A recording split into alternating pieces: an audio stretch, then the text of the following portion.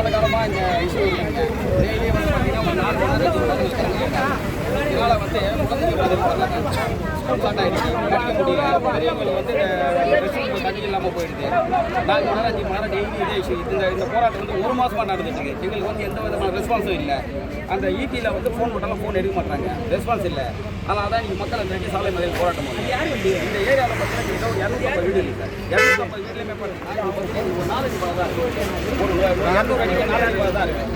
4 அடி பாதை என்ன இஷ்யூனா, அங்கே ஒரு வீடு ஃபயர் ஆகிடுச்சுன்னா ஃபயர் சர்வீஸ் வண்டி வர முடியாது.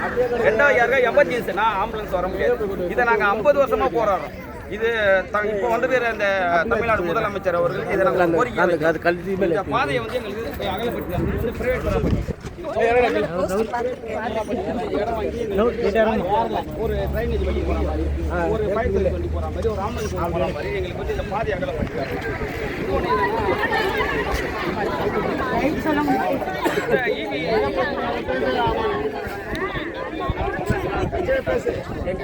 என்ன பிரச்சனை அதை பேசல.